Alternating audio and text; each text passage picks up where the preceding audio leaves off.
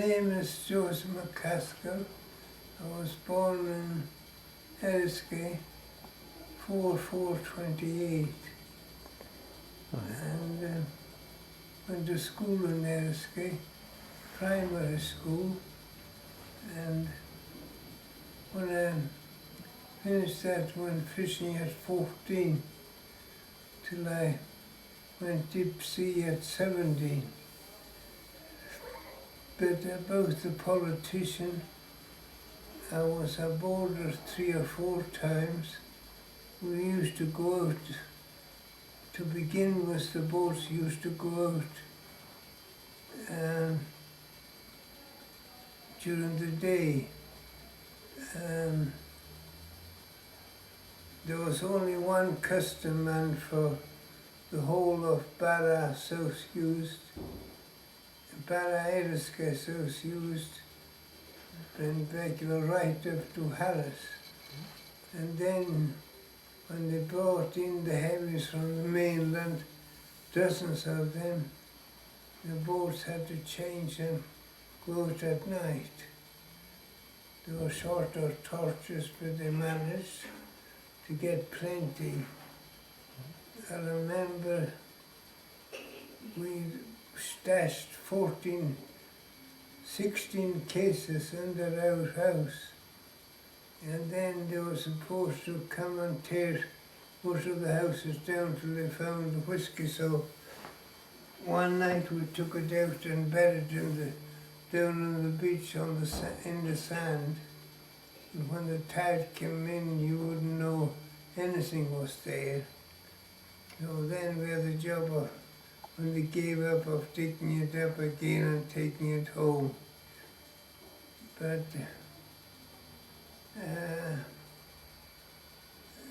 during the day, when there was going open slaughter there, they were taking all boatloads in, and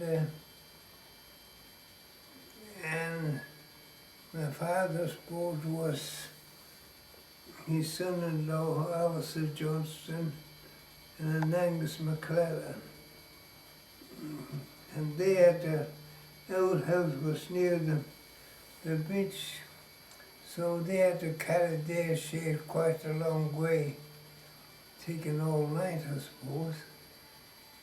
But I remember in particular one night when my aunties, she brought up this boy, and he ended up Commodore Captain of Mac. And him and an old man, a notorious man called Usher, got 3 cases. And Usher wasn't satisfied about how they would split the 3rd case. He was saying to John, "Now listen, John, 12 and 12 are 24. He never went further than that. But anyway, he got his whiskey and away he went. Now, I was there aboard her 3 or 4 times, and I really liked going aboard her. I didn't play any part in getting the whiskey up, but I was having a look at other things. All round the ship, she was a big ship. I remember she had salt in the first hatch down number 1. That was fairly dry. And but the whiskey was in the after part, number 5 and 6, 5 I think it was. And nobody can figure out why they put the whiskey in that hatch, because every ship I've been on and anybody else, all the whiskey was carried forward of the bridge. It's either 1, 2 or 3. Why is that? So that they would see it. You know, the officers on the bridge Right. would see if anybody was going down the hatch. So, what that's all, we had to run around burying whiskey here, there and everywhere. Couldn't get any more under the house, so it was buried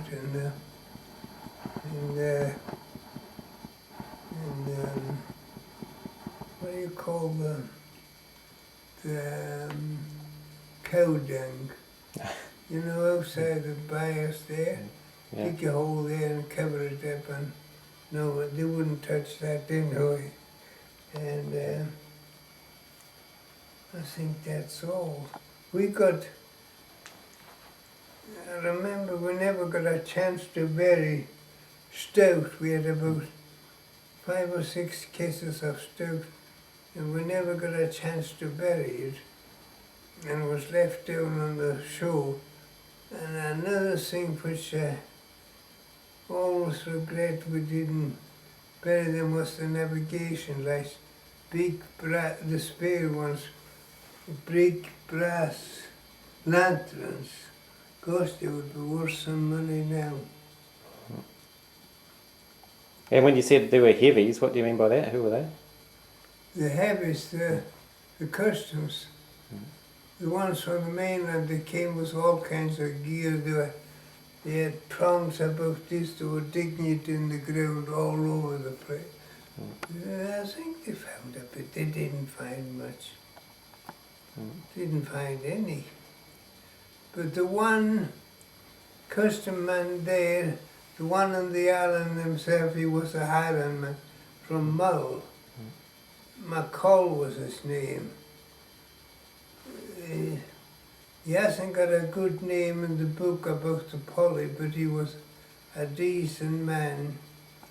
I remember the man that was married to my auntie, he had 18 cases that he never got time to bury, so there was an old boat there, upturned boat, so we put it all under that, and the Highland customer saw it all, so we walked up to his house. He says, "Is that your whiskey, John?" He said, "Yes." He just shook his head and walked away. And he always said after that he was the only man that told him the truth. And then there was 3 from the island, and they must have been cheeky to him, and he put them away. They got about a month or 6 weeks in jail. There was only 3 from Eriskay went to jail, but there was quite a few from Hughes went to jail. And they confiscated their boats. And I remember seeing the boats after that beached up, and they had a government mark on them, a cross arrows or something like that.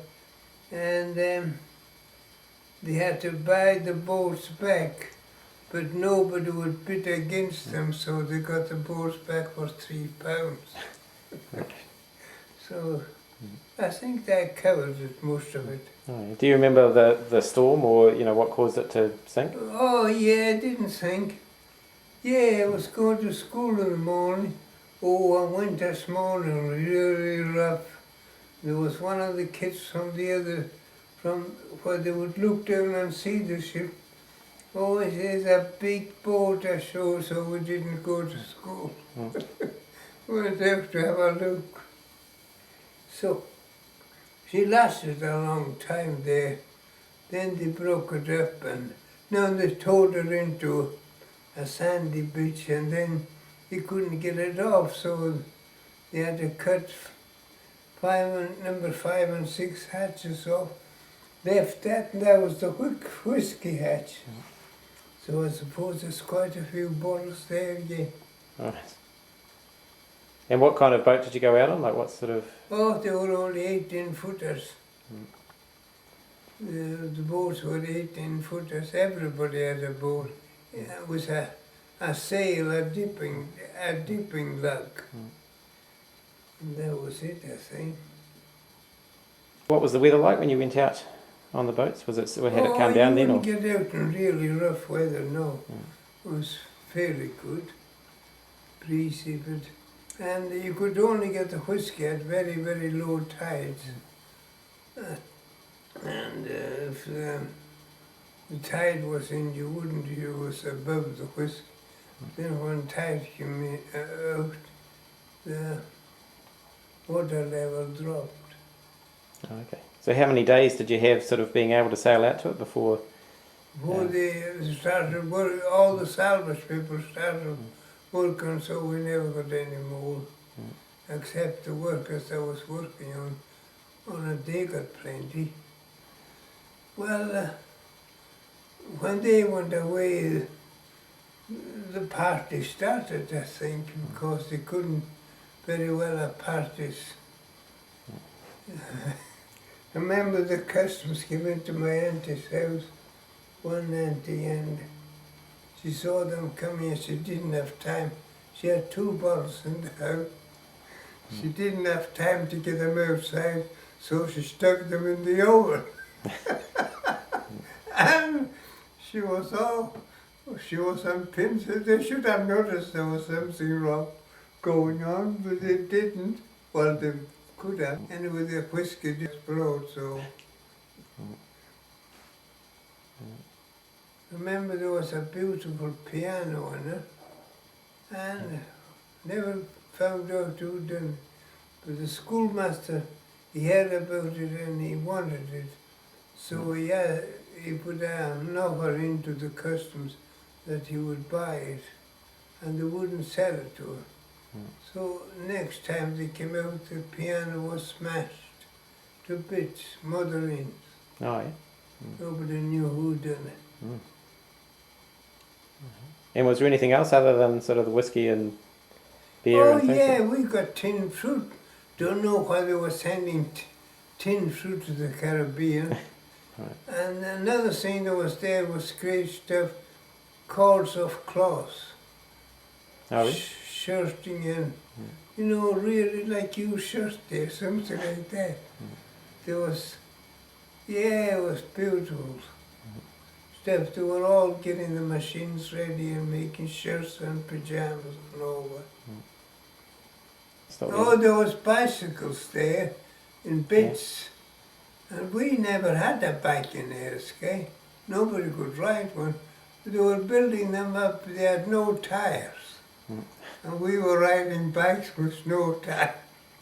Did you have any roads to ride them on, or was it? Oh, there was tracks, that's all.